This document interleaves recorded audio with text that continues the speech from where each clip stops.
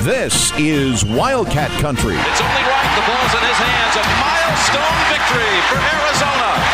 Simon says championship. All the inside scoop on U of A athletics. It's up for the end zone. Arizona has scored the touchdown. Wildcats win. Let's go to work, brother. Welcome to another edition of Wildcat Country. Eric Cohen and Shane Dale. You know, Shane, every week we come on and we're just ready to talk about good things. So this week we really are. We have women's basketball coach Adia Barnes is going to join us. We have Bruce Pascoe from the Arizona Daily Star talk men's basketball. And we'll even say some good things about our great sponsor, Backcourt Marketing. And then there's the football team, Shane. And you had said on Friday night during the game, on the Wildcat Country Twitter, that we were not going to talk about this on the show today. And I vehemently disagreed with that because I wanted to get my 2 cents in from the football game. So if you don't mind, for the first segment, I have a few things to say, but I'm going to let you start. Are you okay with us talking for a few minutes about football? You got stuff to say. I'm just going to go ahead and lean back and let you let it rip, all right?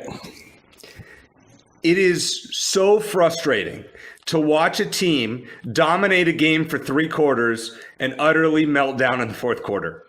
But you know what? It's predictable. I mean, everybody watching that game knew what was going to happen, right? It is a total mental block this team has right now. I mean, the talent deficiency is not insignificant as well. But, you know, like Jed Fish said on, I think it was Monday press conference, this team has this here we go again attitude. And I think as soon as Will Plummer threw that interception, Arizona was up 9, early 4th quarter. They were driving to score again, at least a field goal that would have forced Washington to score 2 touchdowns. As soon as he threw that pick, the game was effectively over. And that sounds absurd on the surface, but that's where this team is at mentally. This team, I think it was Brian Fisher noted that 56 members of this team have never won a college football game. And that's just that goes well beyond freshmen, okay? These players have forgotten what it feels like to win a game. And as soon as their quarterback does something dumb, and Will Plummer, who had managed a decent game to that point, that was an awful. I mean, you bait the play call; it was an awful throw. And then Washington goes down in like 3 plays and scores. Game was over. It didn't matter. Arizona was ahead at that point. Game was over, and that's where this team is at. And we talked about last week that the team needs a lot of lucky bounces to go their way, a lot of bounces to go their way in order to win. And they just didn't. They needed probably one more in that game, and didn't happen. 0-12 is a real possibility. I hope that Jamari Joyner gets more and more action at quarterback. I think he's going to be sort of eased into that throughout the rest of the season. But like you said, Eric, I am excited to talk about other things. Fortunately, we have other things to talk about. And I'm not taking the attitude, Eric, like, well, you guys keep losing, you hurt my feelings, I don't want to talk about you anymore. Even though it's sort of as a fan, I feel like that. It's more just, look, I don't know what else we can say about the football team at this point, Eric. They are a work in progress, to say the least. We have had a couple of potential guests who have come on and basically said the same thing. I don't know what else to say about these guys. Right. So we've got men's basketball coming up. We've got women's hoops coming up. We've got some great guests this week. I'm excited to dive into that.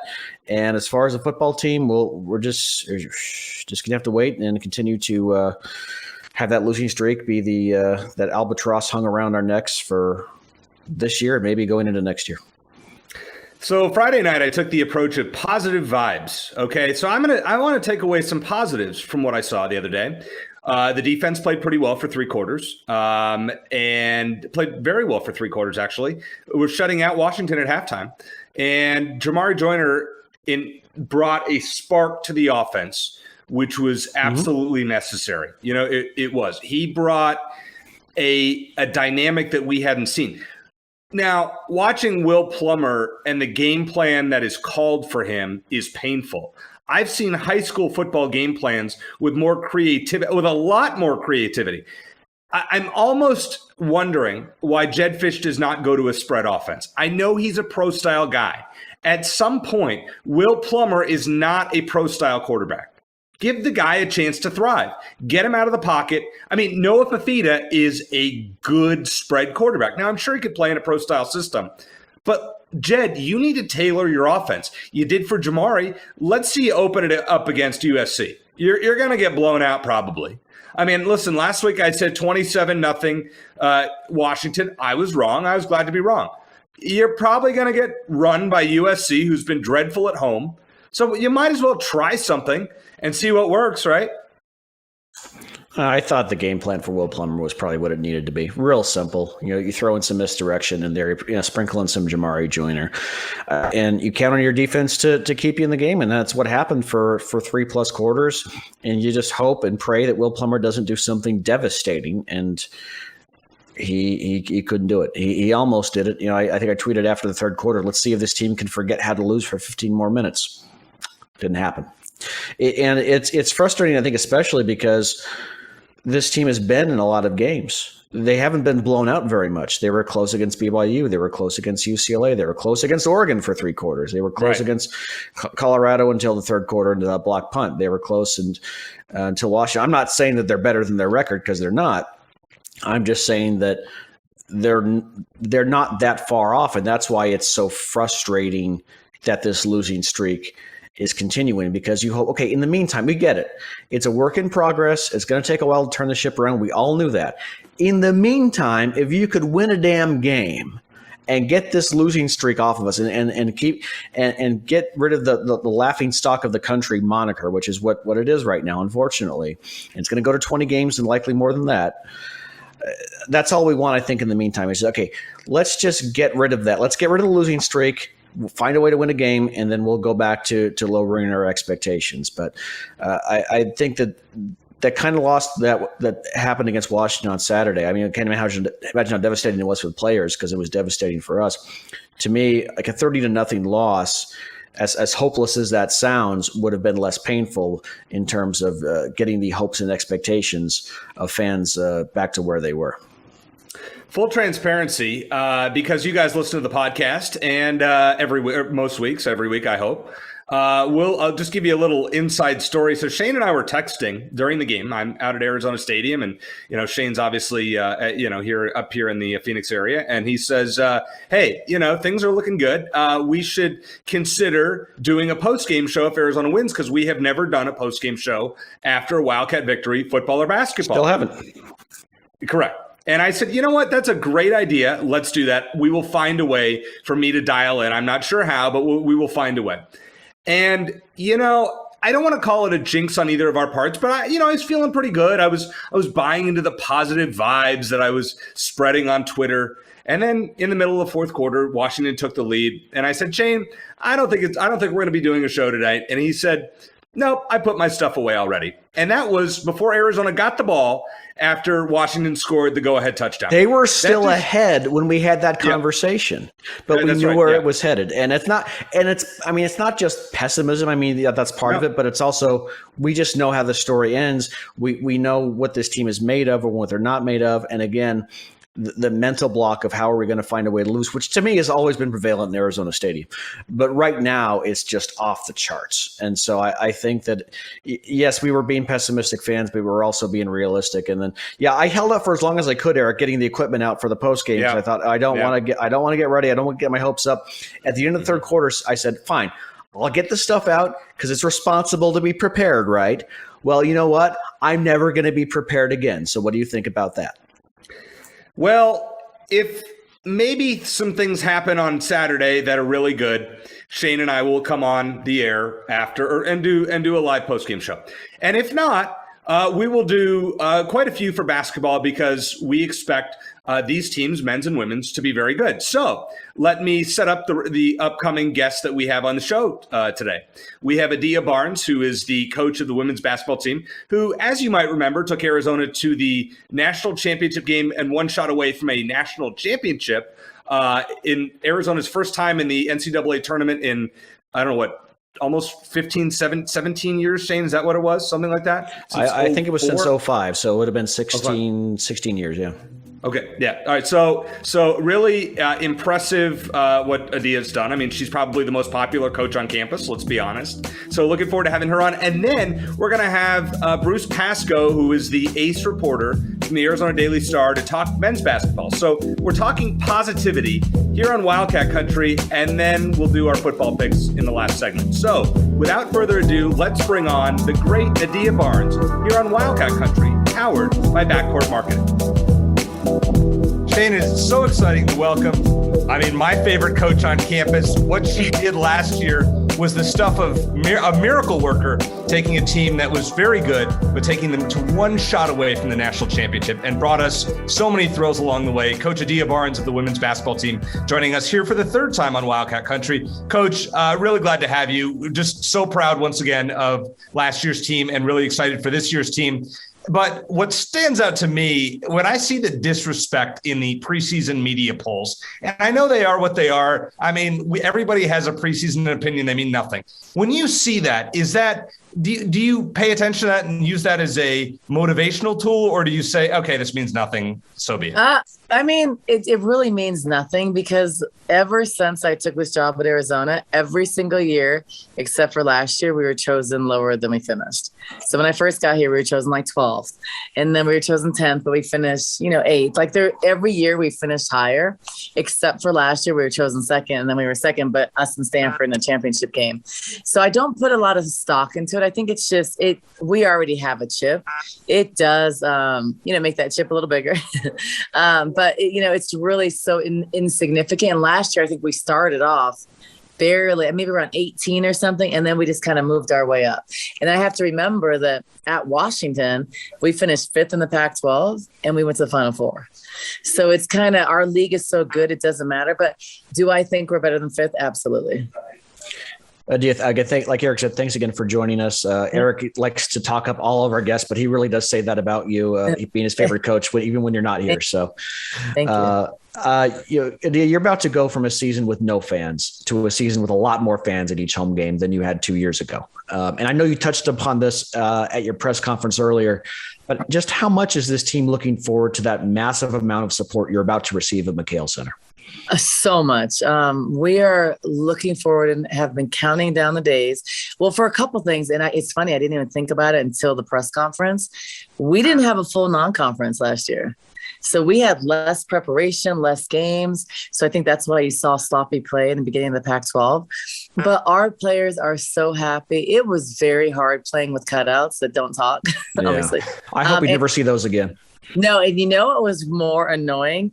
The concept of having crowd noise was a great idea, but it was so annoying because it was just off. The level was weird. It's just constant noise. It was like you'd rather have it off. So a lot of games didn't feel like games. They felt like practices. So you had to kind of create your momentum for your team. And it's just not the same. And it really hurt us because our environment is electric and it's amazing here. So I think for us, the players just to experience what it feels like. I think tomorrow we'll probably have 5,000 or 6,000 people, but we're going to consistently have 10, 12,000 people. So to play in that kind of environment for women's college basketball, it's like probably only 8 or 10 teams around the country do that. So our players are so excited. They are going to be nervous, but they've just been waiting for this day for a long time. And it's a heck of an accomplishment when you consider, I covered the women's basketball team when I was at U of A in 03-04, and they were a good team then with Joan Bonvicini, but they averaged maybe 3,000 to 4,000 fans a game. So the level of excitement here is just unprecedented. So that's fantastic. Something else you mentioned at your press conference is the parity on this year's roster. And it might take a while to determine a regular rotation because you have so many players worthy of minutes on this team. Even without Ari McDonald, is this maybe the deepest team you've had at Arizona? For sure. It's deep. It's the deepest team I've had as a head coach, but I've only been head coach at Arizona, but it's been, this is my 6th year and I've never had 15 really good players. So I think most of the time as a coach, when you're coaching a team, usually it's not normal to have 15. 15 is a really big team. That's a really long roster. I'd say that the magic number and like the comfortable number is probably like 12. But we had some really good players and people wanted to be here. So it was hard to not make this roster so long. But the challenge is, how do you fit the pieces together? Do you want to start a more defensive lineup? Do you want to start a more offensive lineup? So the positive thing is we can play so many different ways, but the challenge as a coach is you're not going to keep everybody happy. So that's the difficult part. But, it's the team, and, I'm here to help us win. And so I have to do what I think is best for this team to be successful. Well, it's a good problem to have, Coach, when you have, seniors like Sam Thomas and Kate Reese come back. First of all, can you explain Kate's situation? Because she's already said she's coming back next year as a super senior. Explain how that all works with the NCAA now. So everybody last year that was actually playing, it was an unprecedented year, a lot of games missed. So there was a COVID year. So that COVID year basically doesn't count athletically. So it's kind of weird, though, because it's confusing for everybody because, like, it's Taylor a junior or senior. Academically, she's a senior, but basketball-wise, she's a junior. Coy. So really, I could have potentially like 5 players back next year as super seniors, but we just don't have enough space because our roster is so deep. Yeah. We already have 3 commitments for next year. We could have 2 more. So that affects the roster for the super seniors, but Kate for sure is coming back, and we will have at least 2 more coming back that there probably will be space for, hopefully. Well, we were excited. Shane and I are really excited that Sam Thomas, who has been on with us 3 times as well, is coming back. And the last time we had you on, we asked you, were you surprised that she decided to come back? Because it was a really dramatic announcement. You guys were at Arizona Stadium and the celebratory, once you guys got back from San Antonio. How long had you known once again that Sam was coming back? And what do you expect from her as the team leader this year? So I had to keep my mouth shut, which is hard because as a coach, there's so many things you have to keep quiet. So I'm really intentional about okay, someone tells me something when I was younger, it's probably like I talk too much, but now I'm learning okay, you don't want to break the trust. So she told me, and I had to not tell anybody but Salvo. It was hard. I wanted to throw it up, So I knew for 2 months before that. Wow. And so I had to act like I didn't want to release. So I know about someone else now besides Kate, but I'm not going to talk about it right now. So that's quite a tease. There will be a couple more, but it also depends on who we sign and what happens. But so much stuff changes in basketball. It just does. So some of it we'll wait and see. And some of it I won't know to give the answer to till the end of the year. But, the COVID years makes things interesting because if I would have known before during the recruiting process, Kate was thinking about coming back, it affects the post players we recruit. So there's also so many factors. But I mean, for me to have great kids back that are great players, it's exciting. And Sam was someone I wish she could play here 10 years. But I was surprised initially about Sam because she had a Nike job and getting paid a lot, good money. So she turned down the Nike job to stay and get her master's. So it wasn't like she didn't have a job or got a $30,000 offer. She got an offer for good money and turned it down. But she is going to have many more offers and she will make a lot of money one day. So I always say you only have a small window to play, but you have your lifetime to do other things. So I think you play till the wheels fall off and you experience and you travel the world my life was amazing for 13 years. It was much easier than working, I'll tell you that, and much easier than coaching. And we love Sam, but she did lie to our faces, Eric. When we had her on and we asked her if she's coming back, she's like, "Oh, I don't know." But she had to, Shane. She had to save that moment. I know. But we had a chance to break some news here, and she robbed us of an opportunity. But that's okay. We're thrilled. We're thrilled to have Sam back. Yeah. Adia, for every college program, regardless of the sport, it's always a big selling point to be able to point out student athletes who have gone on to have success at the pro level. And Arizona now has that with Aaron McDonald, who was named to the WNBA All-Rookie team earlier this month. How important is having your former players going on to have success at the pro level to your recruiting pitch, where you can say now Arizona is a place you want to play if you want to get to that next level? It's really important. And it's funny because COVID was such a weird year. It's there was so many moving parts. I feel like we haven't even sold that. I think people just kind of know because Ari was so popular. So many people watched her. So the funny thing is I haven't mentioned that a whole lot because I think we've been riding off the momentum of having so much success in the program. That really hasn't even been a focal point. But moving forward, it's very important because she's helped change the program. So you see Ari going pro and being prepared to go pro and then having success, but she's only scratched the surface. She had three coaches in 3 months last year. It's going to be a different situation. And my former friend and teammate is the new head coach for the Atlanta Dream. So we're actually talking today. So it's going to be a much different situation. She was a point guard. She's a great player. It's going to be a good situation for Ari. So I'm happy for that. But then players like Dominique, Trinity, they're having success overseas. So all of that helps your program because it's where other players want to go. So it just shows kind of how we've evolved. And then today, I don't know if you saw, Sam's on the Cheryl Miller Award watch list. Saw that. Yep. Those are things like she's finally getting the respect after 5 years it's been long overdue. And you see Taylor Chavez, on Ann Meyer Drysdale list. So those are just showing the program's like progression. You've had a lot of success recruiting, a lot of top players coming in next season, like you sort of alluded to. I think 3 in the ESPN top 100 as of now. Beyond the obvious, which is just, being a very good basketball player, what kinds of characteristics in a student athlete are you looking for in the recruiting trail? I like smart kids, obviously, and people are smart in different ways. But like, if you come to this program, I'm not chasing you to class. I'm not doing those kind of things. Like, those aren't our standards here. At Arizona, like, we play hard. So that's not a thing I'm going to coach. I'm not going to coach you to play hard because then I can't coach you. I always say I can't motivate you and coach you. I'm not begging you to play hard. We play hard. So that's not a standard here. We don't reward that because it's what we do. So the standards are really high and the culture is really strong. And that's not something I just say. It's if you watch us come to practice, you see it. But that doesn't mean a team's perfect. Like, people get on each other's nerves, like people hang out with other people. That's a normal team. But we have respect, we have a work ethic, and we have cohesiveness on the court, offensively and defensively. And I think that's really important. And when there's trust on a team, there's accountability. And so I feel like I've taught our team to be able to talk about the hard stuff.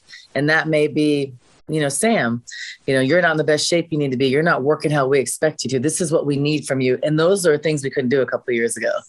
But it's leaders like Sam, Kate, Lauren that have brought that out. And then we brought in some great transfers that are good people. So I don't bring people to the program that are jerks or buttholes. I just don't. I bring people that add value and they're good people. So like, your basketball is one thing, but you need to be a good person. You need to want to serve here because we do that. So if that's not what you like to do, you probably will hate it here. If you don't like going out with donors and doing those things, you probably won't like it here. And I'm okay with that because that's what we do. And that's what I love. So I have to find players that I want to coach and that want to play for me. If like, you're not into that stuff, I'm gonna get on your last nerve because you're like, I hate doing all this stuff. Then that in a process, you're not going to come here. So I think there's a certain type of person that fits the culture. To me, culture is everything. If you look at our bench, you see it. I don't allow like people like this on the bench, and there's a standard, and you will not do that in this program. You won't play, and then you won't be here. So there's we're at a 3.2. I don't chase the class. I don't have to beg them on the road to study. I don't have to pull teeth to ask for appearances. It's just what we do. And like, you see kids like Sam, Kate, they're intrinsically motivated in every way. So those are kids I look for. And I'm not coaching the other stuff. I'm not coaching people that don't go to class, that are failing, because I used to think that I could change everybody. And I've learned through coaching, I can't change so much for people. Like, I can change certain parts, but I can't drastically change someone.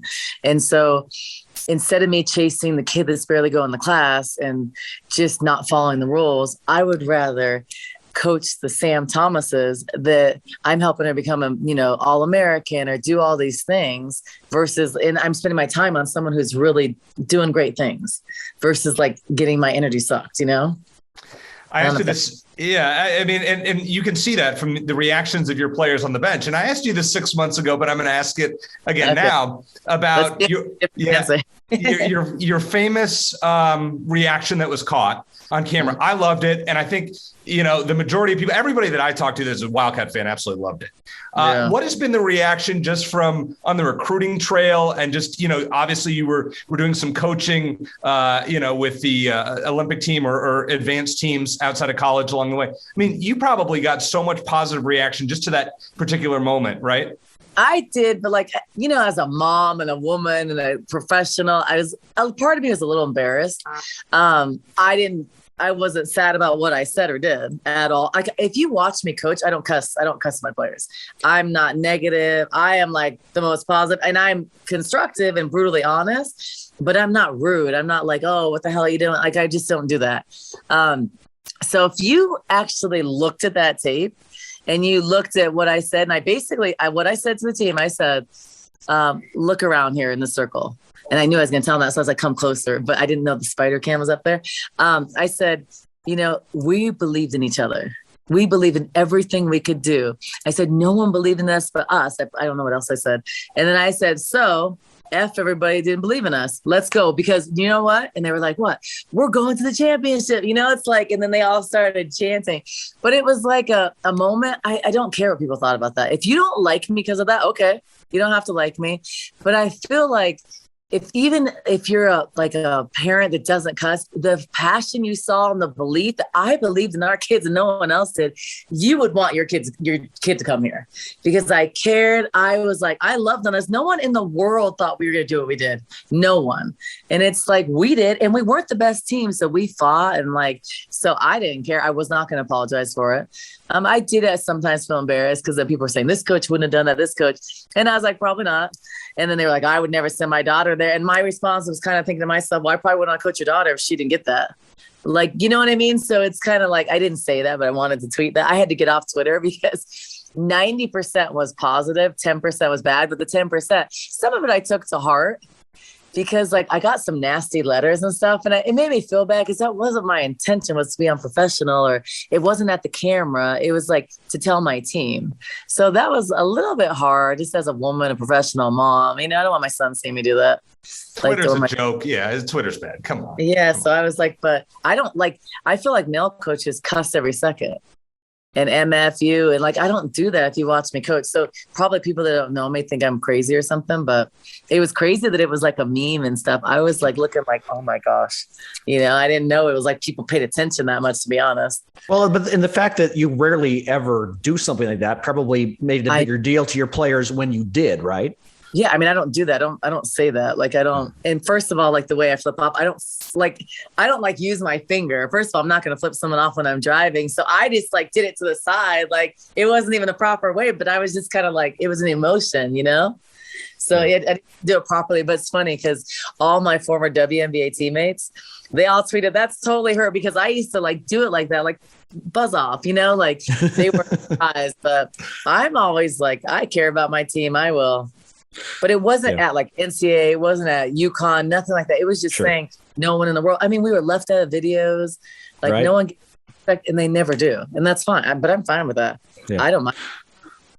Well, and for those who are watching on YouTube right now, the Arizona slogan "Made for It" is behind Adia. I think we need to have another slogan right next to it that says, "I don't want any players who are buttholes." Just a suggestion. I think that would be an awesome addition to the locker room. Well, you don't want to curse certain things, and some people are willing. Some programs are different. They're willing to do that for a really good player, and that's okay because maybe they're not having them at their house as much.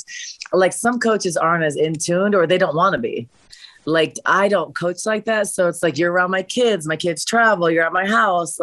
So I have to have people that want to be around, not that are sitting in the corner by themselves. I don't coach people like that well. Right. So we don't have kids like that in the program because they wouldn't be happy here. Right. My last question for you, Coach, and we really appreciate your time. And this is a little off the wall, but just bear with me. I know you took a program that was definitely toward the bottom of the Pac-12, and it took a while, but you're getting that program now to where you want it to be. Our football program is sort of in that beginning of that process, and fans are getting irritated, they're getting impatient. What would you tell them about maybe what you experienced in terms of you rebuilding this team up, and how much goes into that just to get to where you are now? I would say Jed's amazing. He is doing a phenomenal job. No, they are not winning yet, but they will win. You don't just win overnight. The first thing is you got to be able to recruit. But what I can see that Jed's doing, the community, There's never been another coach that's doing what he's doing, so he cares. His players are playing hard for them. They are not talented. They are not talented to win games in the Pac-12. They might win 1 or 2, and that'll be hard. They don't have the talent. So as a coach, there's only so much you can do. You can run 15 plays, but if you don't have the talent, you're not going to execute them. That's just the reality. So you have to recruit. He's recruiting well. He will build the program, and he will do well. I've seen him work, his personality. If I was a football player, I'd want to play for him. He's been at all these different levels, so he's going to do well. So I would tell the fans, you need to stick by him. It takes time. It's not going to be in a year. It's not going to probably be in 2 years. It might take a couple years, but that's the process. It took me 4 years to get all my players, and football roster is like 3 times as long, or 10 times. So it takes long. It's a process, and winning is a process. But if your kids are playing hard, the other stuff will come. If you're doing the right things and you're teaching, and that's what he's doing. And I think that he's going to be really successful. And I think Tucson's going to love him. And I support him completely, and I know he's going to do well. So I am 110% behind him and Tommy and all the new coaches here, because we've hired some really good people that care and that are doing what this community needed. Like, either he's going out there, he's doing that. Most coaches, especially on the men's side, don't do that. But they're doing that. So I think love on them a little bit, give time, be patient, and support them. And then the win come. So much great stuff, Coach. Always glad to have you on with Shane and I just, we wish you great success this year. I'm sure we'll talk to you at some point throughout it, but always appreciate you being just honest. And we appreciate the way you build your team, and obviously the thrills that you brought all of us fans last year. Continued success, and we'll talk to you down the road. Thank you. Bear down.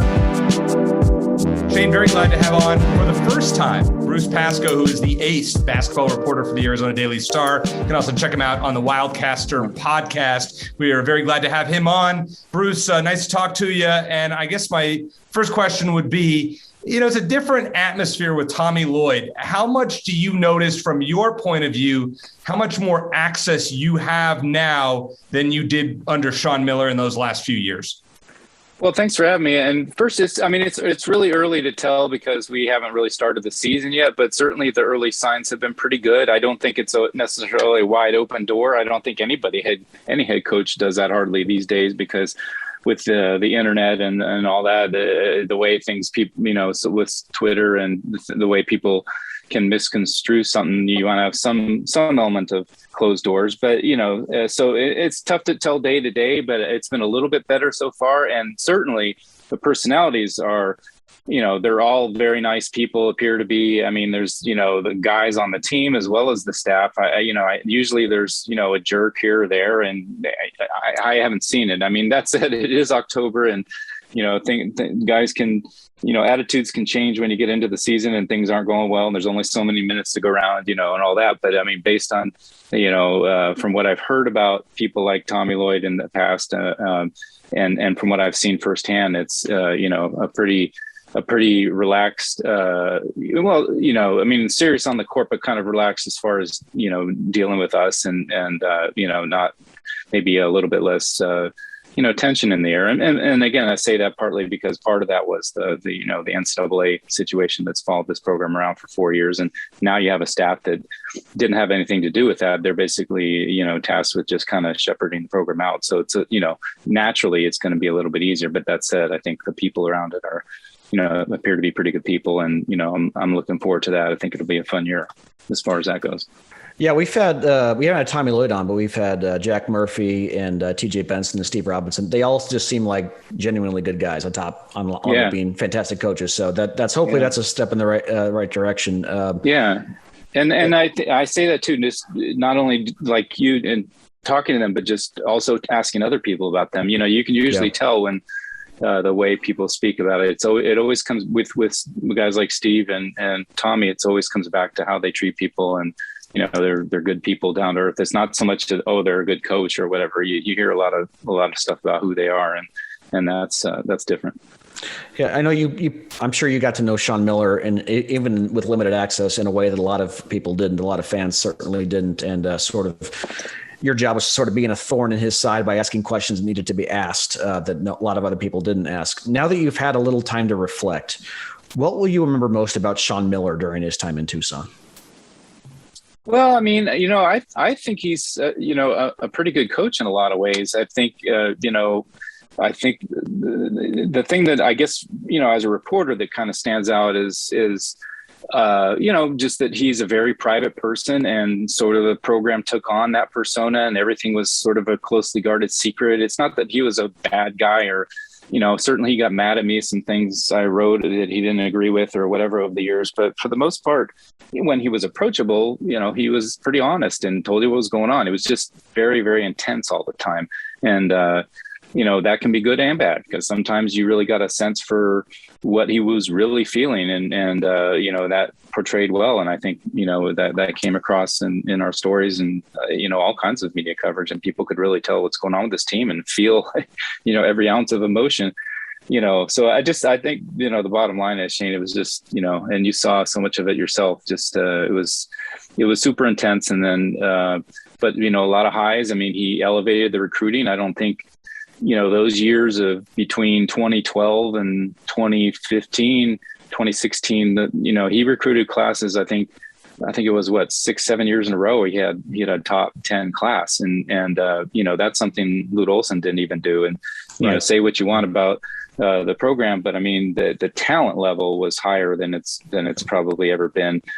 Granted, it's different in the sense that Lute Olson maybe didn't get those highly rated kids, but turned out having just as good, if not better teams, either because he saw diamonds in the rough, or because he developed them really well. And obviously, over the time, it appears to be a little both that he did, so both coaches did good things. But I think with Miller, it was just the amount of talent, and then those three Elite Eights really stand out to you. I mean, literally all three of them came so close. You would think thus the odds would tell you that one of those teams would have made a Final Four. So I think that's probably the biggest thing that you think of when you think of the Miller era, is those teams that just missed and were so good. And then of course the second half of it is just the NCAA situation and FBI and things never really were the same after that. Well, let's look forward into the Tommy Lloyd era now. Arizona, I believe, finished tied for fourth in the Pac-12 men's basketball media poll. Where did you put Arizona, and why? I had them sixth, and I think it's partly because it's no disrespect. It's just the teams around them all have a lot back, and for the most part. And I think if you look at the point voting total, and it was mostly beat writers like myself around the league that vote for this thing, about, I don't know, what is it, 25 of us or whatever. And the voting totals are very close between 4 and 8. And that's the way I feel. I feel like 4 and 8, it's wide open. All those teams are pretty comparable, because you have that first tier of UCLA and Oregon and SC all having a lot back. So you kind of have to pick them there. And then after that, it's pretty wide open, and I just put Arizona down a notch, because I felt, a couple of teams, Washington State, et cetera, could really, be better than thought, and have a lot of guys back. And so, and I think the other thing is, and it's again, no respect to the new coaches, but I think anytime you got a new staff, you just don't know. You don't know. So it's, I know Tommy's track record is really good. He's very well regarded, but it's just, there's just some uncertainties there, and having still what's a pretty core of a pretty young team with some veterans, that's a lot of mixing they've got to do. And so I thought that, this team, it could take them a while. They have a very tough early schedule, and I'm just not sure how that's going to translate. But that said, they could definitely compete for a top 4 spot. And, it wouldn't surprise me if they, they can do even better than that. But I don't think, I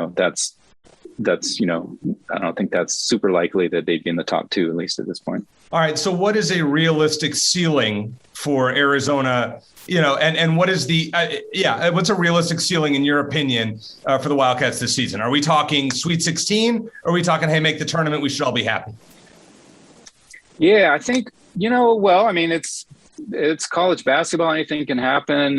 And they have a lot of upside. So I think it's more like top 4 finish in Sweet 16, because, Sweet 16, you could have some favorable matchups that might help you get there too. And, we saw it last year. The Pac-12 got 4 teams in the Sweet 16. So, that this team has that upside. Yeah. That said, I think that the floor is also, fairly low. I mean, this could be an NIT team, and of course we at this point they're probably not going to have any penalties come down that would affect the season. But there's always the possibility that they might not even be eligible. But that doesn't appear likely. So I think this team will be playing somewhere in March, and I could see them getting to Friday in the Pac-12 tournament and maybe the Sweet 16 for sure. What do you think the biggest weakness from what you've seen thus far with this team will be? I'm sorry, I couldn't hear there for a second. The biggest weakness, that you think we'll see from this team this year. Well, I think there's on both ends. I think the point guard, there's not a lot of depth there. I think they're putting a lot in the hands of Kirk Risa, who is very promising. He's very confident. One of the funnest personalities on the team. I think he's got leadership written all over him. But he's only one guy, and then they've got a couple guys with Pelle Larson and Justin Kier who are a little more veteran guys that can play the point. But that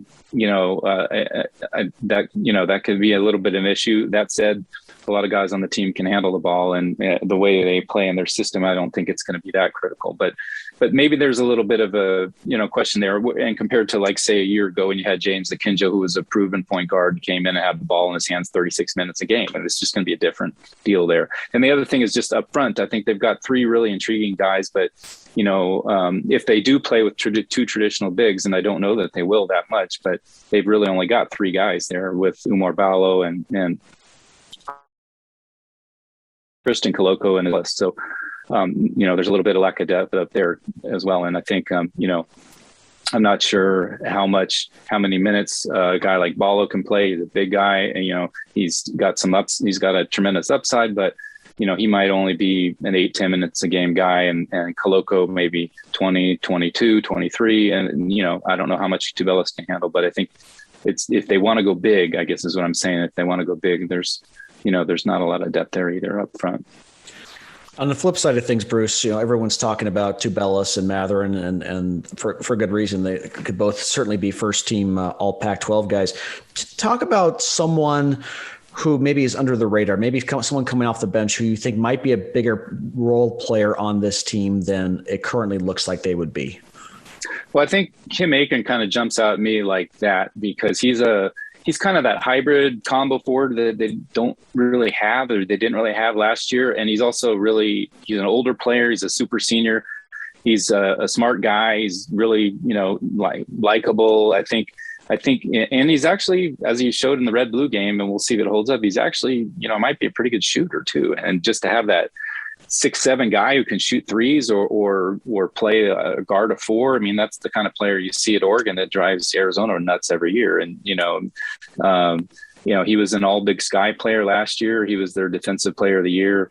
This is a big jump to go from Big Sky to Pac-12, but in fact, and he actually, struggled shooting when he played for Eastern Washington at McHale. He was 2 for 9 from three, I think, but that may have been a one-off. I think he's joked about he was trying too hard because, he wanted to prove himself on a bigger stage or whatever last year. But I think he kind of jumps out at me just because of what he can do. He's kind of unique and his experience level, I think. And also he doesn't seem like the kind of guy who's going to be upset if he's not starting. I think he's just going to accept his role and he'll be a factor, and then I think on the younger side, you got a couple guys with Shane Noel and Adama Ball that have a lot of upside. And I think Ball's kind of, they're both pretty long and athletic. I think Ball's kind of jumped out at some people because the expectation was that he might need a while, maybe a redshirt year to really even get ready. And all reports is that, he's really smart, and has a lot of physical attributes that, might help him carve out a little bit of a role. I think the only thing on holding both of those guys back is this team is really deep on the wings. And so they might not see a lot of playing time, but they're both guys that, they might be able to help if needed. Last question for you, Bruce, and we appreciate your time. And by the way, check out Bruce on the Wildcaster podcast, another great U of A podcast. Just make sure you're listening to both. That's all I'll say. But you touched on the possible sanctions against Arizona, and you suggested it doesn't seem likely they're going to have another NCAA tournament ban this upcoming season. Do you have any sense as far as, number one, when a decision is going to be made on sanctions against this team, and number two, any idea what those could possibly be? Well, I don't know how much time you want me to talk here, Shane, but it is couple minutes if you can. I know. Absolutely loaded questions. But the bottom line is, I guess the shortest way I can think of saying it is we don't know and the main reason we don't know is because it's in this IARP, this new process. Yeah. And that happened a year ago. And if Arizona hadn't requested to go that direction, this would all be over by now. But they did, and I see why they did, because they feel like they might have a better shot this way. And so because it's in the IRP, they literally just announced earlier this month, it was the 5th or 6th, that they had issued a new notice of allegations to Arizona, which means that their investigation. So here we are a year after they got their first notice of allegations. They now have a new one. So that normally would suggest a time frame of about 6 months, but this is a brand new process. And I think the first program that went through this got a notice of allegation, I believe, in April. And I can't remember off the top of my head, but it was at least 4 or 5 months ago, and they have not moved on that. So they have not got a resolution. So there's no telling. But if I had to guess, I'd say, certainly you would think by next spring sometime, probably. And then if anything came down, it would be affecting the 22-23 year. And that's also really hard to say, because the traditional penalty matrix is it's 2 to 5 years postseason ban if it's considered an aggravated level 1 case, and it's 1 to 2 years if it's or maybe 1 to 3 if it's a level 1 standard. And the way the original notice of allegations came in, it was looking like it was going to be level 1 aggravated. And I think that's why they decided to go this route, because maybe they can get it down to a standard. And if they can, then they've already set out a year. If it's ruled a standard, and it might be, then they're good. They'll certainly get some other recruiting restrictions, et cetera, scholarship restrictions, and not be able to send guys out on the road as much and things like that. But I think Tommy Lloyd's bracing for that. He's recruiting already to, expecting that would happen, and, offering less guys as a result. But I think, it's going to come down. It's going to be a close call, because they've done that 1 year. And the question is, again, is it going to be 2, or is it going to be just 1? And we just don't know. Bruce, my final question for you, speaking of the roster and long term, just in your opinion, and I know there's a long ways to go with this, how many of the guys from this year's roster do you see moving on to the pros after this year, assuming they develop as we would intend, albeit, Matherin and Tubelis, arguably all Pac-12, Kirk Kreese, honorable mention, let's say, are all 3 gone? Do you think they all stay long-term? What's your gut feeling heading into this season? Well, things always change during the season, and a lot of times guys, either blow up or then they realize, hey, they need to come back. But I think, just if I had to guess, honestly, Benedict Matherin is the only one I would say almost for sure you got to figure he's going to leave, because he could have gone this year. And there was talk if he had left this year, he would have gone in the first round this year, because he would have moved up in the pre-draft process, just because he's sort of that prototypical wing player guard that the NBA guys like, with some size and length and can shoot. He proved he can shoot really well last year. So, and he's got a lot of upside. He's still pretty young. So if he has a good season again and Irons gets a little more consistent, there's no reason why he doesn't jump. And I think Tubelis would be interesting to see, because, if he wants to stick around and be an NBA player, he might need another year past this one. But there's always going to be, with those international guys, there's always a possibility that somebody overseas will try and bring him back there and, offer him a deal there. So, those guys could leave. And the same with Kirk Kreese. He already had a club in Lithuania that he was playing for, and they wanted him to play for their senior club, and they had a tentative deal, and I'm sure that club or some of the others would like to bring him back at any point if he keeps showing some promise here. So there's always that possibility. But that said, I think a lot of those international players are really set on, they like it here. They like getting the education as well. And I think they're trying to get to the NBA, and I think they have a little more patience. I think, what you see with these U.S. players, a lot of times there seems to be a little more of a hurry that they've got to get in the NBA or the G League or whatever and just get going. And I think these international guys are a little more likely to stick around. So I'd have to say, as of right now, I could see a lot of them coming back, and that may be one reason why Tommy Lloyd's not recruiting a lot of guys right now, because he doesn't, he knows he's going to have a fair amount back. He could have scholarship restrictions, and and he can always fill up in the gaps with some international recruits if he needs to. Well, I feel like I just went to class. I said that for a few guests, but Bruce really taught us a lot about Arizona basketball. He is one of the best in the business, and we very much appreciate you making your maiden appearance on Wildcat Country, and looking forward to more opportunities down the road.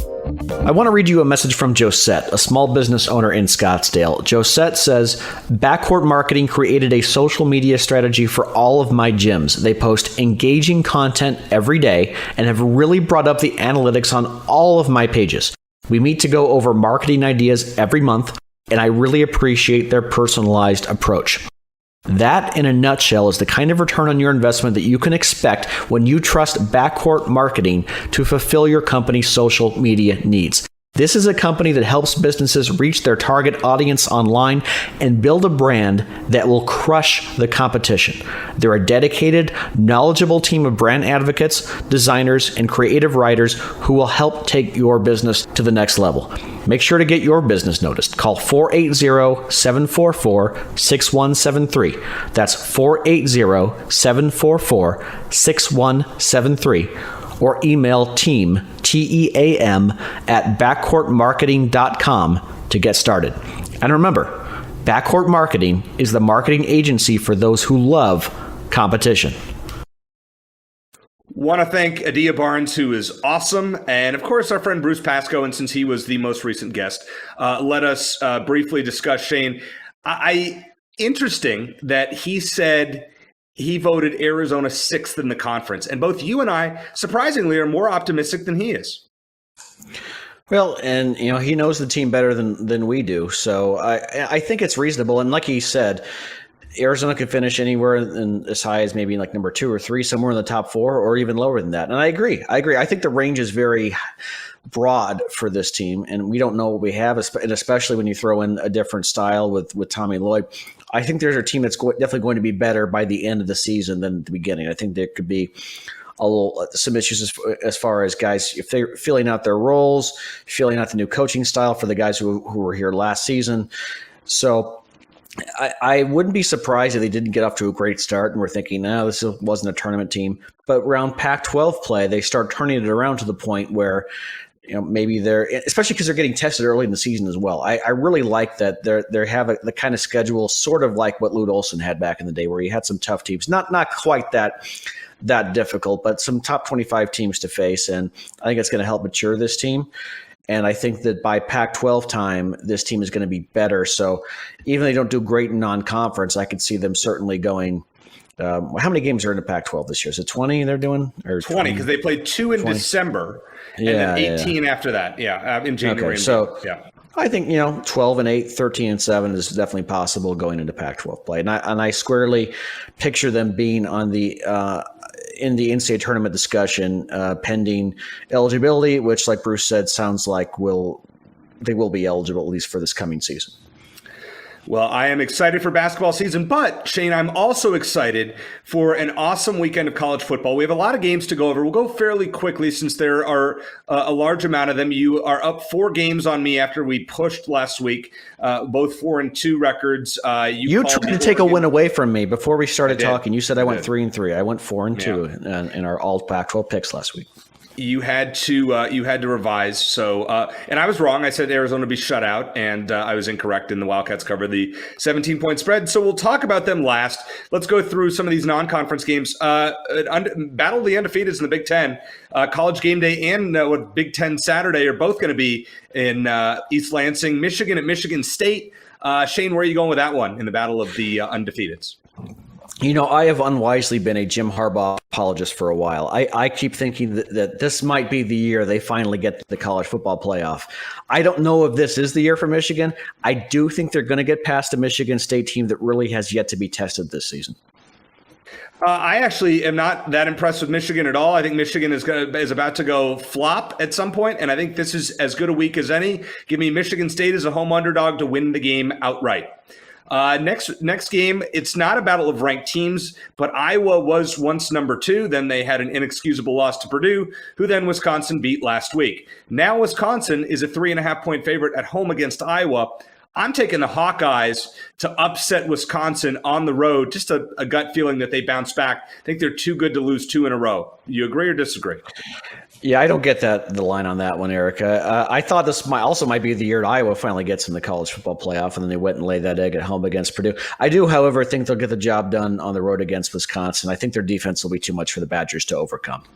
Yeah, I think that one's a strange line, so you have to wonder what's up with that. I think we both agree, Shane, Georgia big favorite against Florida. I had to put this game in there. Georgia's number 1. It's a great rivalry. Georgia big over Florida.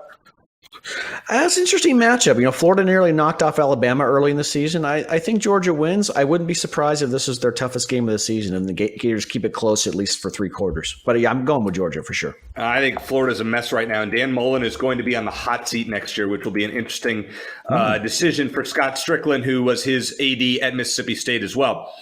Interesting game here. Auburn's on a roll, and they host Ole Miss, who's been pretty darn good as well. I mean, flip a coin. Who you got?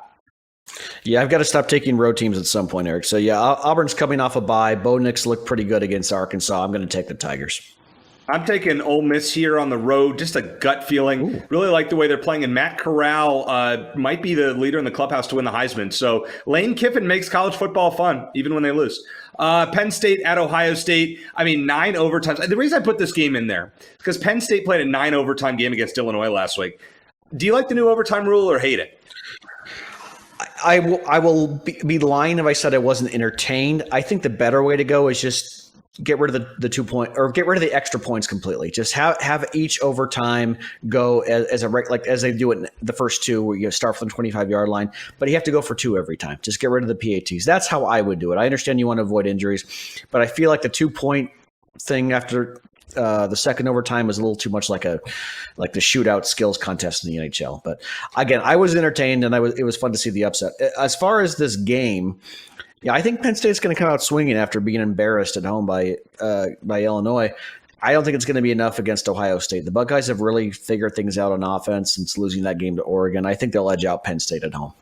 Edge. Shane, there's no hotter offense in college football than Ohio State right now. They have dropped, I think, listen to their most recent scoring outputs since the Oregon game. 41, 59, 52, 66, and 54.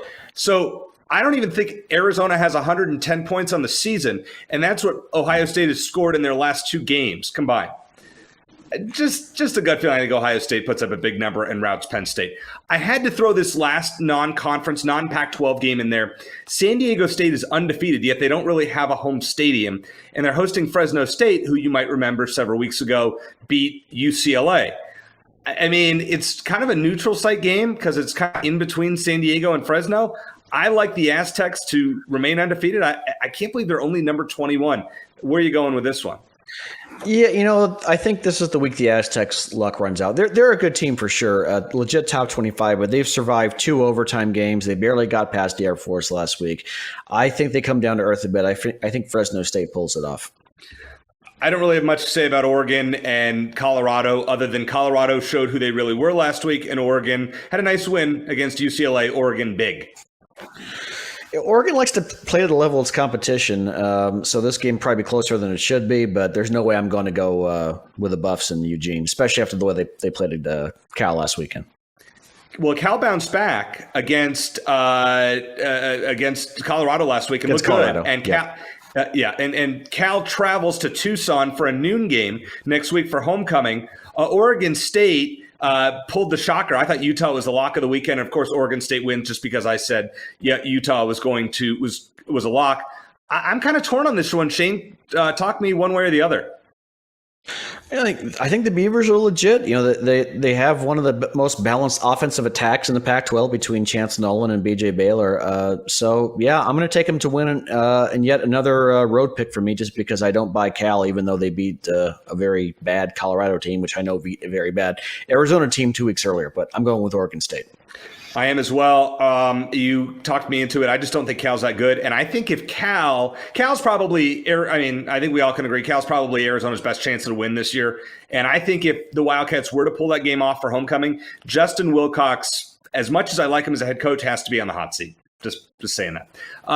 UCLA, I think this is where the tailspin really begins. I know they hosted game day last week, but Utah coming off that tough loss at home. They're retiring the number 22 of Ty Jordan and Aaron Lowe, who both were tragically killed in the last year. Going to be a lot of emotion in that state in Rice-Eccles Stadium. I think Utah wins big. Yeah, even if that motion wasn't part of it, I think the Utes get back on track after that loss to Oregon State. Dorian Thompson-Robinson, neither of us are impressed with him. I don't think he's going to have much success against that defense. I think Utah bounces back after losing the game I didn't think they were going to lose, like you said. Washington was thoroughly unimpressive last week. It was like they didn't care that they were playing Arizona for three. Like they just knew they were going to win and didn't feel like playing until the fourth quarter. I couldn't have been less impressed with a team that I once picked to win the Pac-12. Stanford is good luck picking their games because they're a nightmare. Shane, what do you got? I don't know. This game definitely looked a lot more interesting before the season began. Like I said, I certainly don't buy Washington at this point. I know they were also down quite a few guys last Friday. But yeah, I'm just, by default, I'm going to go with the home team. I'm going to go with Stanford. I am too, but not confident in that pick because both of these teams are bipolar. One week they'll look great, the next week they look like crap. Washington's lack of offense, though, is stunning. They brought in Heward. I think his name is Sam Heward. He was one of the top quarterbacks out of this past class. Played one series in the first half, and then we never saw him the rest of the game. Kind of a surprise. You got a 5-star quarterback. You might as well play him because their guy Morris isn't very good. Just a thought on that. ASU comes off a bye week, very disappointing loss to Utah in the game before that. I know most of us listening to this podcast were not very upset by that Utah victory over ASU. Now they host Washington State, who played a pretty valiant game against BYU, but fell short without their old head coach, Nick Rolovich, for COVID reasons, as we briefly mentioned last week. I think ASU wins this game fairly big coming off the bye week and ahead of their game against USC next week. Yeah, all the ASU fans complaining that, congrats to Utah on winning the South. Well, now they're back in it with Utah losing a game to Oregon State. But yeah, the Devils will be fresh off a bye. They'll be at home against a team without its head coach. Cougars have played well lately. They almost upset BYU. I don't know if it would be an upset or not. I think that would be an upset over BYU, even without Rolovich. But yeah, I think all those factors. Their head coach is gone. ASU's at home. They'll be fresh off a bye. Too much to overcome for Washington State. And finally, at 4 o'clock on Saturday on Pac-12 Network, Arizona heads to the Coliseum to take on USC.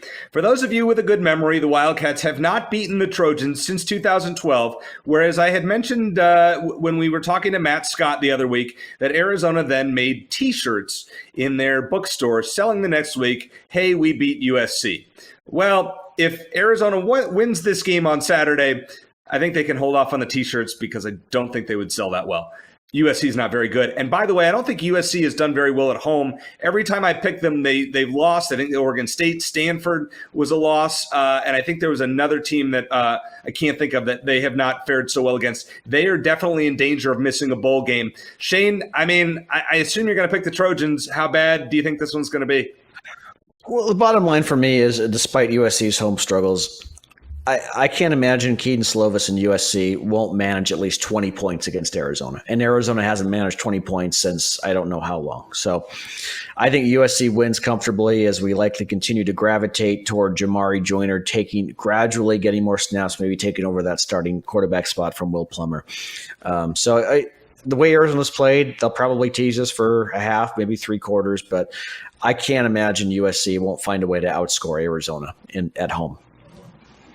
Give me a score. Oh, yeah. Let's say 31-13 USC. 31-13. Shane, I swear to you, we did this the other week. I actually had Did on we my do it sheet again? USC 31-13. So I'm going to go back to the original score that I had before I just changed it as you were talking. I'm sorry, but I just don't see this game being close. I want to think Arizona can score multiple touchdowns, but it's pretty sad that The Athletic, which is a nice journalistic publication online, and they ranked Arizona the worst team in college football, behind the UConns, the fellow winless UNLV, Vanderbilt, UMass. Arizona, the worst. That's embarrassing. I don't think they're the worst team in college football, but they're pretty bad. Will they score 20 points in a game this season? I think that is probably the bigger question, as to is a more legitimate question than will they win a game, which does not look likely. This week, USC 30, Arizona 7.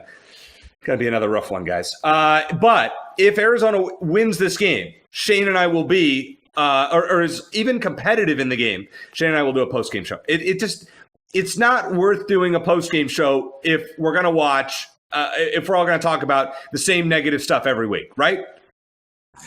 Well, yeah, because you have people who complain every time you're the least bit negative, and so by default, we wouldn't be allowed to do a post-game stream if they get destroyed again, right? Yeah, it's not. I'm not expecting good things. I hope they prove me wrong. Jed, go out there, call some good plays, play Jamari, and shock the world. Thanks to the great coach, Adia Barnes, for joining us earlier in the show. And, of course, Bruce Pascoe for coming on and talking some men's hoops. So we're looking forward to talking more hoops with the season kicking off, or I guess tipping off on November 9th for the men's team against NAU, and Shane and I will do a live stream after that game as well. So first of all, I want to thank our friends at Backcourt Marketing. Check them out at backcourtmarketing.com. They can help you and your business with your social media needs, and maybe they'll suggest a few tweets for the Wildcat football team, who probably could use some positivity after what we've seen on the field this year. Thanks to our friends at All AZ Sports. Check them out as well. They do a great job producing the podcast every week. So for Shane Dale, I am Eric Cohen. As always, bear down.